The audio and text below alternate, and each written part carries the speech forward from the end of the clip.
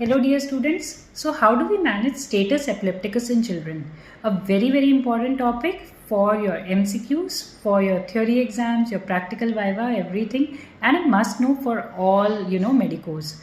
So status epilepticus in children, the operational definition is any seizure lasting in a child for more than 5 minutes or any child brought with ongoing seizures to the medical facility, or a child having multiple episodes of seizures without gaining consciousness in between.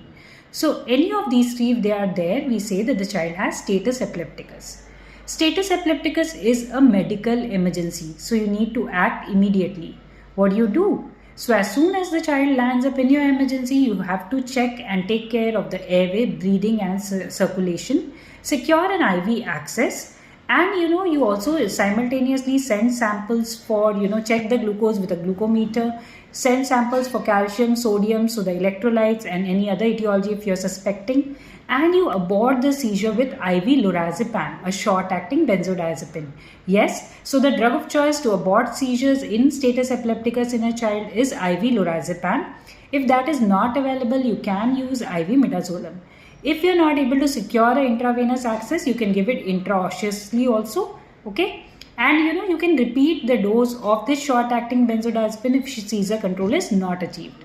If the child still continues to have seizure, you have to load the child with an antiepileptic. The usual first line which is preferred is phenytoin or phenytoin. So you load the child with phenytoin 20 mg per kg, and if the seizures are persisting, you can repeat the loading dose. If they are still persisting, you need to consider or add another antiepileptic, which could be injection valproate or levetiracetam or phenobarbital. And you can repeat the loading dose of that if still the seizures are not controlled.